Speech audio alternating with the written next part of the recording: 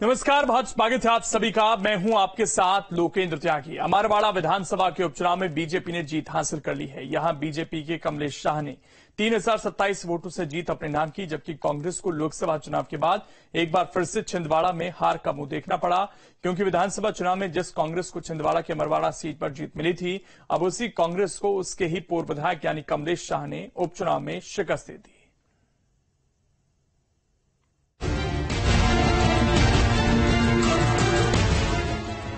जी हां, मध्य प्रदेश के छिंदवाड़ा जिले की अमरवाड़ा सीट पर हुए उपचुनाव में बीजेपी ने जीत का परचम लहरा दिया है। कमलनाथ के गढ़ में कांग्रेस को एक और झटका मिला है। कांग्रेस ने जहां लोकसभा चुनाव में छिंदवाड़ा की सीट गंवाई थी, वहीं अब जिले की अमरवाड़ा विधानसभा सीट भी कांग्रेस के हाथ से निकल गई है। अमरवाड़ा सीट पर बीजेपी के कमलेश शाह ने कांग्रेस के प्रत्याशी धीरेन्द्र शाह को शिकस्त दी है। दरअसल लोकसभा चुनाव से पहले कांग्रेस के विधायक रहे कमलेश शाह बीजेपी में शामिल हो गए थे। साथ ही उन्होंने विधायक पद से इस्तीफा दे दिया था, जिसके बाद ये सीट खाली हो गई थी। वहीं सीट पर बीजेपी ने कब्जा जमा लिया है। अमरवाड़ा उपचुनाव में बीजेपी के कमलेश शाह को 83,105 वोट मिले, जबकि कांग्रेस के धीरेन्द्र शाह को 80,078 वोट मिले। वहीं गोंडवाना गणतंत्र पार्टी के देवरमण भलावी को 28,723 वोट मिले।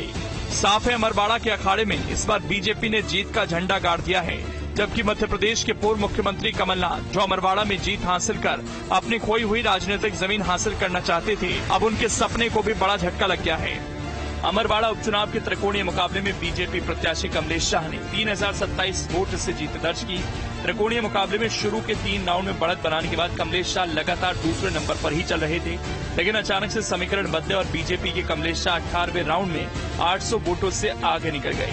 इसके बाद कमलेश शाह ने 19 और 20वें राउंड में पकड़ बनाने में सफलता हासिल कर ली, तो फाइनल यानी 21वें राउंड में कमलेश शाह ने जीत दर्ज कर ली।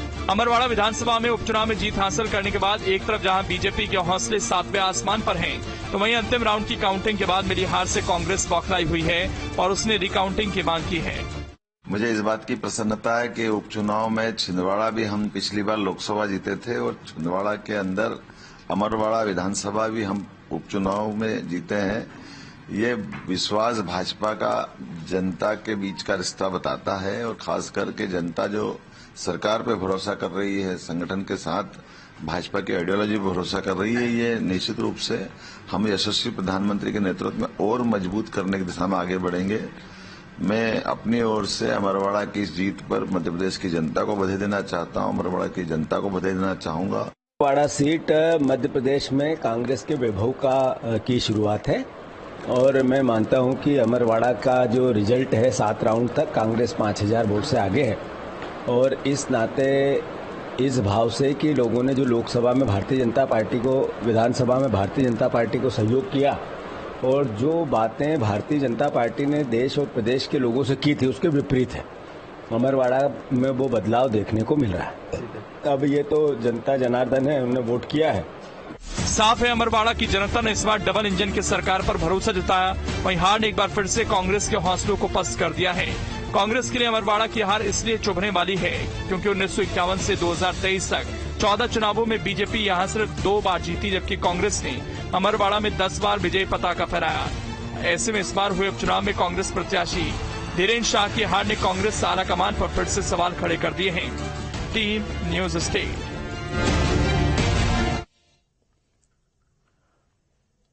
और अमरवाड़ा से इस वक्त हमारे सहयोगी महेश चांडक जुड़ गए ज्यादा जानकारी के साथ। महेश, बताइए कि ये जो हार है इसके बाद किस तरह के रिएक्शन आ रहे हैं वहां पर, और बड़ी कम अंतर से ये जीत हुई है यहां पर कमलेश शाह की तमाम कोशिशों के बावजूद। 25,000 का जो मार्जिन था वो 3,000 पर आ गया। इसका मतलब मुकाबला आसान नहीं था यहां पर।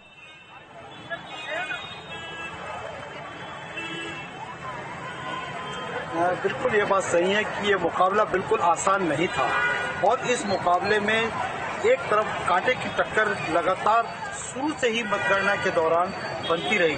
जहां सबसे पहले कमलेश शाह ने लीड ली, उसके बाद 15वें चक्र तक के कांग्रेस के धीरेन्द्र शाह ने लगातार लीड लेते हुए 7,000 तक अपनी बढ़त को बढ़ा लिया।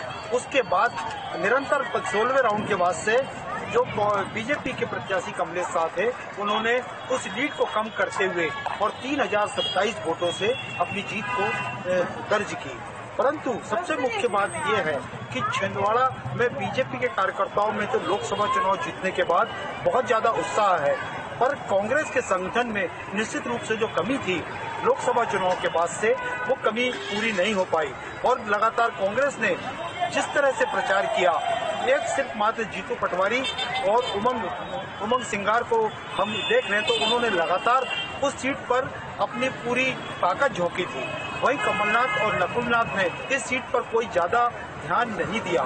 संगठन भी काफी कमजोर था, लोगों एकजुटता होकर कांग्रेस ने चुनाव को नहीं लड़ा। परंतु बीजेपी ने लोकसभा चुनाव में जीतने के बाद जिस निश्चित रूप से मध्य प्रदेश के मुख्यमंत्री डॉक्टर मोहन यादव, प्रदेश अध्यक्ष वी डी शर्मा और छिंदवाड़ा के नवनिर्वाचित सांसद विवेक साहू बंटी जो लगातार अमरवाड़ा में डटे रहे, मुख्यमंत्री ने लगभग 6 दौरे किए इस दौरान। तो ये कहीं न कहीं अमरवाड़ा के विकास को लेकर के जो बातें सामने आई, तो जनता ने अपना मत बीजेपी के पक्ष में जरूर दिया। परंतु जो अभी जितना आंकड़ा पिछले बार में था 23,000 से जीते थे कमलेश साह, और अब आंकड़ा 3,027 पर आकर सिमट गया। ये कहीं न कहीं बीजेपी के लिए भी और कमलेश साह के लिए भी, जनता के लिए और सोचने की बात होगी कि जनता ने इतना जनाधार एक साल के अंदर कैसे कम कर दिया। तो ये कहीं न कहीं अपने विकास के कार्यों में कहीं न कहीं वो पीछे रहे हैं। हालांकि वो 3 बार के विधायक हैं, फिर भी ऐसा कोई विकास उन्होंने अमरवाड़ा में नहीं किया। परंतु चूंकि आदिवासी सीट होने के कारण, एक अच्छा चेहरा होने के कारण, राजघराने से जुड़े होने के कारण ये कमलेश साहब को कहीं न कहीं इसका फायदा जरूर मिलता रहा।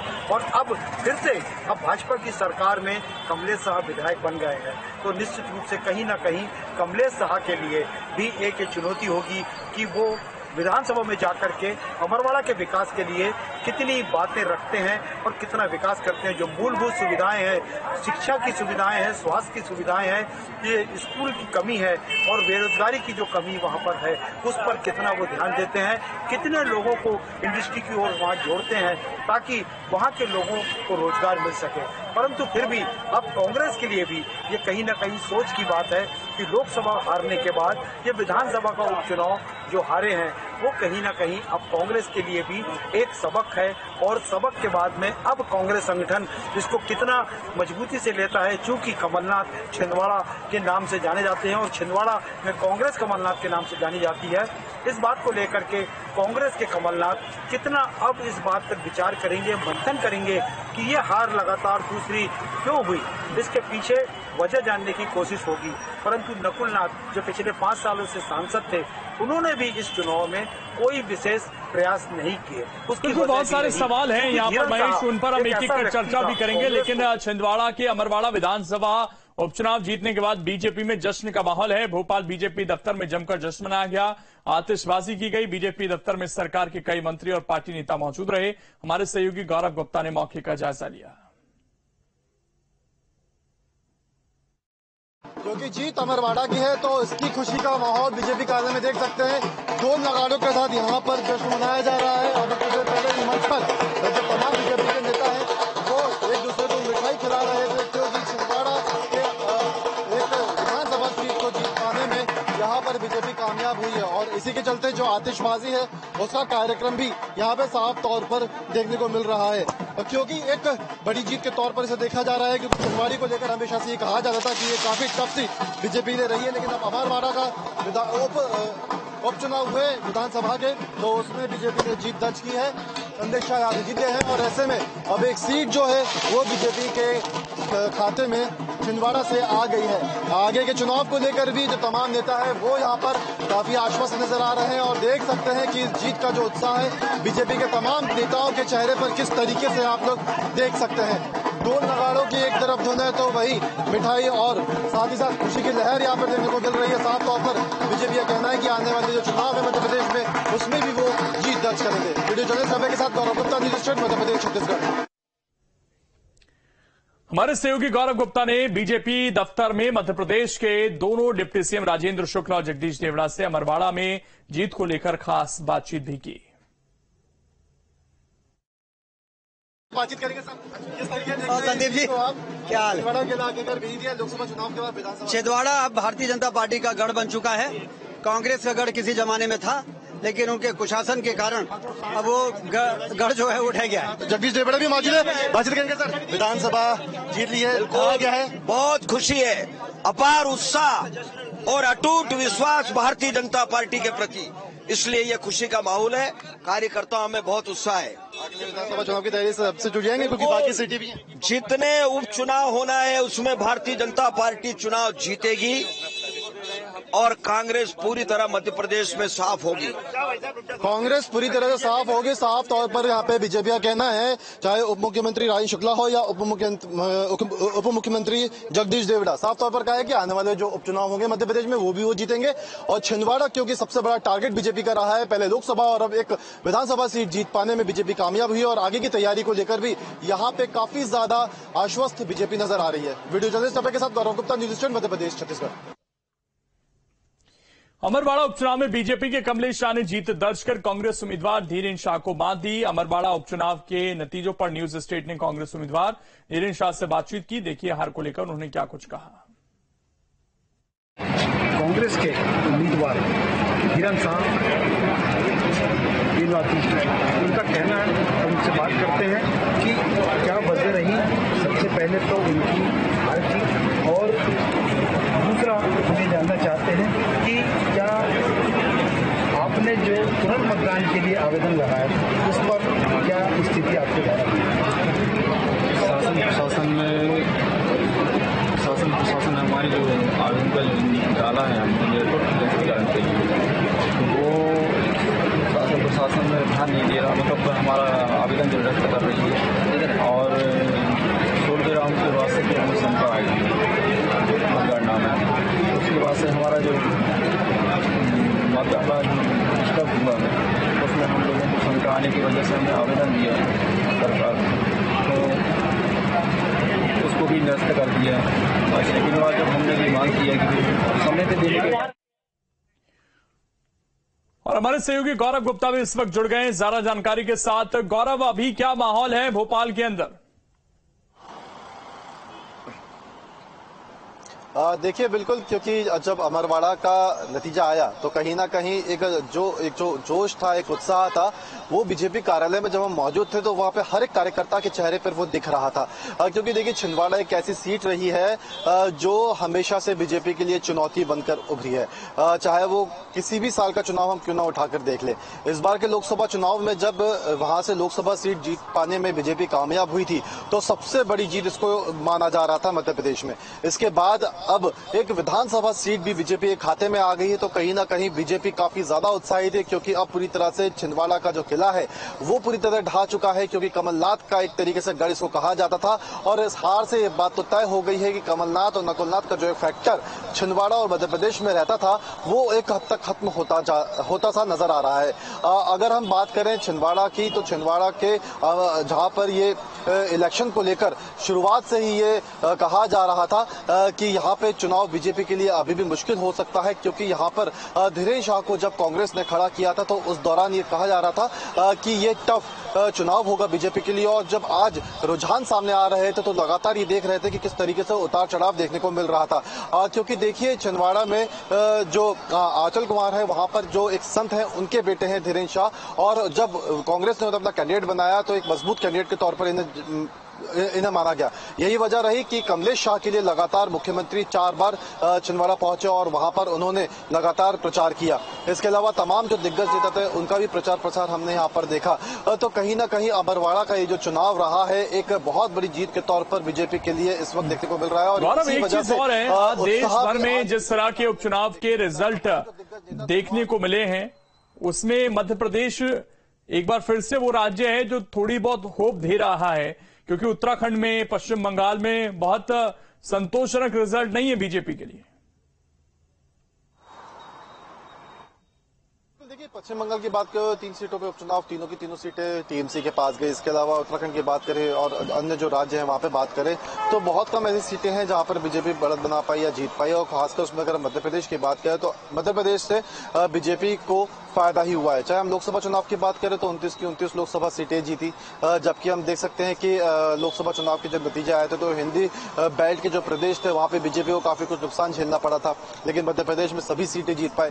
विधानसभा चुनाव में बहुत अच्छा अच्छा प्रदर्शन बीजेपी ने करके मध्य प्रदेश में दिखाया था। उपचुनाव की बात करें तो अमरवाड़ा का चुनाव काफी मुश्किल बीजेपी के लिए था, क्योंकि धीरेन्द्र शाह भी एक मजबूत कैंडिडेट थे यहाँ पे, लेकिन कमलेश शाह जब यहाँ पे चुनावी मैदान में उतरे तो उसके बाद लगातार पूरी पार्टी ने यहाँ पे दमखम लगा दिया, एड़ी चोटी का जोर लगा दिया। क्योंकि देखिए, जब भी कोई चुनाव होता है तो ये देखा जाता है कि जो उस प्रदेश का नेतृत्व है वो किस तरीके से उस चुनाव को हैंडल कर रहा है, किस तरीके की रणनीति नेतृत्व के माध्यम से क्षेत्र में बनाई जा रही है। क्योंकि देखिए, अगर हम छिंदवाड़ा के अमरवाड़ा के जो उपचुनाव हुए हैं इसको अगर अच्छे से समझे तो यहाँ पे कांग्रेस पूरी तरह से बिखरी हुई नजर आई। एक नया कैंडिडेट यहाँ पे कांग्रेस के पास था, पूरी तरह से जो जमीनी स्तर के कार्यकर्ता थे वो टूट चुके थे। बहुत सारे नेता छिंदवाड़ा के बीजेपी में शामिल हो चुके थे। कमलेश शाह यहाँ से पहले भी विधायक रहे, क्योंकि यहाँ पे मजबूत कैंडिडेट थे और 2 बार यहाँ पे विधायक रह चुके हैं, और अब तीसरी बार जब वो चुनाव में उतरे उपचुनाव के माध्यम से तो एक मजबूत कैंडिडेट थे। यहाँ पे बीजेपी का एक अच्छा खासा मैनेजमेंट था। यहाँ पे बूथ स्तर पर तमाम जो कार्यकर्ता थे उन्होंने कसावट करके रखी हुई थी, लगातार मतदाताओं के बीच में वो पहुंचे थे। तो कहीं ना कहीं बीजेपी शुरुआत से ही इन चुनाव में मजबूत मानी जा रही थी। लेकिन फिर भी आज हमने देखा कि चुनाव में बहुत ज्यादा मार्जिन नहीं रहा है, 3000 या 3200 के आसपास का मार्जिन ही हमें देखने को मिल रहा है। तो साफ तौर पर कहा सकता है चुनाव तो मध्य प्रदेश का भी टफ नहीं, इजी नहीं था, काफी टफ था, लेकिन बीजेपी ने आखिरकार यहाँ से इस सीट को निकाला। जनता ने एक बार फिर से बीजेपी पर भरोसा जताया, छिंदवाड़ा की जनता ने भरोसा जताया, और कहीं ना कहीं अब इस जीत के बाद बीजेपी बहुत ज्यादा आश्वस्त है भविष्य को लेकर भी। क्योंकि देखिए, एक परिवार जो इस चुनाव से बेशक डायरेक्टली नहीं जुड़ा हुआ था, वो चुनावी मैदान में नहीं थे, लेकिन उनकी चर्चा लगातार हो रही थी। महेश नाथ परिवार का जब जिक्र हो रहा है और इस चुनाव में उनकी बहुत ज्यादा दिलचस्पी दिखी नहीं, तो फिर आगे इस परिवार का राजनीतिक भविष्य क्या है? क्योंकि अब तो सिर्फ कमलनाथ एक विधायक के रूप में है, उनके बेटे भी चुनाव हार गए हैं, पार्टी संगठन में दोनों के लिए कोई बहुत बड़ी जिम्मेदारी दिखती नहीं है। इस चुनाव की हार से और कितना नुकसान होगा पूरे परिवार को?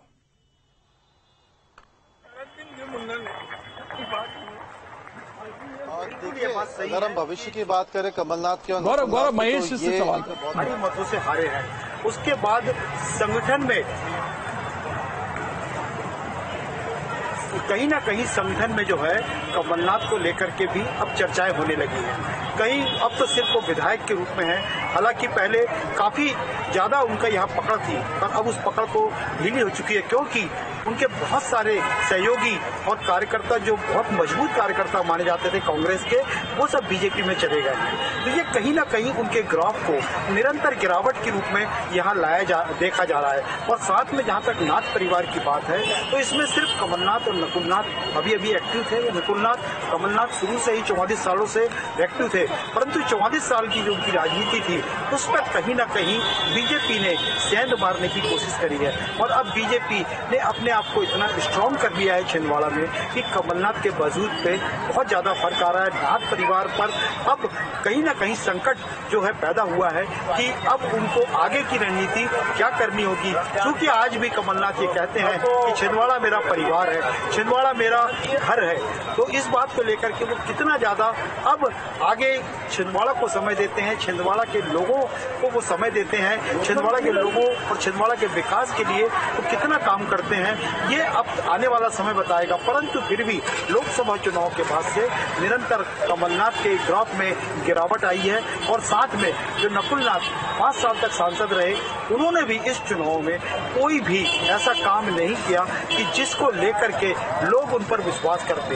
एक तरफ जो है पूरे कार्यकर्ता अमरवाड़ा के भी और छिंदवाड़ा के पूरे कार्यकर्ताओं ने कांग्रेस को छोड़ करके लगभग बीजेपी को ज्वाइन किया था, और उसी का ही परिणाम था कमलेश साहब भी, जिन्होंने कांग्रेस के विधायक के रूप में अपने चुनाव को लड़ा था और जीते थे 2023 में, और उन्होंने छोड़ करके अब बीजेपी से अपने चुनाव लड़े। 3 बार के वो विधायक हैं, 4थी बार वो फिर विधायक बने गए हैं। परंतु सबसे मुख्य बात यह है कि अभी छिंदवाड़ा में 6 सीट जो हैं अभी कांग्रेस के हाथ में है। हालांकि हम ये नहीं कह सकते कि कमलनाथ के गढ़ में बहुत ज्यादा सेंध लगी है, पर आने वाले समय में कहीं न कहीं कमलनाथ को और नाथ परिवार को इसका खामियाना भुगतना पड़ेगा। और उसके साथ साथ जो जनता जो चाहती थी, कमलनाथ को दिलों से चाहती थी, वो कहीं न कहीं उनके बीच अब दरार बनती जा रही है।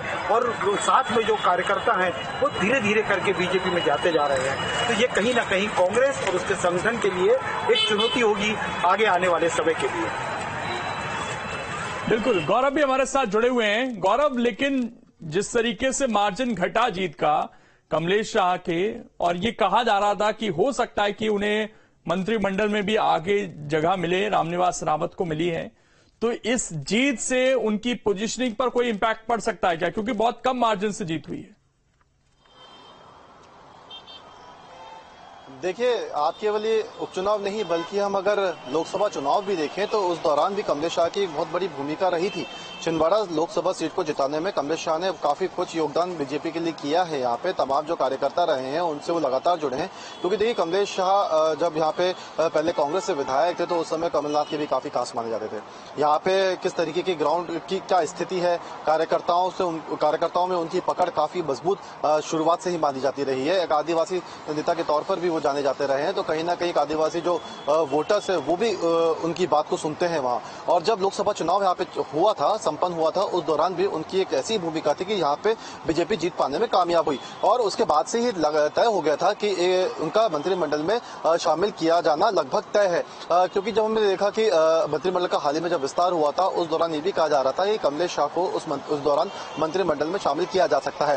हालांकि अटकलें सामने आ गई थी कि वहाँ पे आचार संहिता लगी हुई है और आचार संहिता के चलते कमलेश शाह को मंत्रिमंडल में शामिल अभी फिलहाल नहीं किया जा रहा है, लेकिन चुनाव के बाद उनको शामिल किया जा सकता है, क्योंकि मंत्रिमंडल विस्तार चुनाव की वोटिंग के बिल्कुल 2 दिन पहले ही किया गया था और उस दौरान कमलेश शाह का नाम बहुत जोर शोर से सामने आया था और ये मैसेज एक तरीके से देने की कोशिश की गई थी कि कमलेश शाह अगर विधानसभा चुनाव जीतते हैं तो मंत्रिमंडल में उनको शामिल किया जाएगा। और अब जब वो चुनाव जीत गए हैं तो जाहिर सी बात है कि एक बार फिर से मंत्रिमंडल का विस्तार होते हुए दिख सकता है और यहाँ पे कमलेश शाह हो सकता है कि जल्द ही मंत्रिमंडल में शामिल हो। हालांकि इसको लेकर क्या फैसला आलाकमान लेता है बीजेपी का वो देखने वाली बात होगी, लेकिन ये बात तो तय है कि कमलेश शाह का जो योगदान लोकसभा चुनाव में रहा है और उसके बाद ये जो शानदार जीत कमलेश शाह ने छिंदवाड़ा में हासिल की है और बीजेपी में आने के बाद ये जीत हासिल की है, तो कहीं ना कहीं एक इनाम के हकदार तो वो जरूर होते हैं और ऐसे में आलाकमान उनके लिए क्या फैसला लेता है वो भविष्य बताएगा। लेकिन फिलहाल अगर हम देखें तो इस पूरे चुनाव में कहीं ना कहीं कमलेश शाह का भी जो कद है वो छिंदवाड़ा में काफी ज्यादा ऊपर उठ गया है।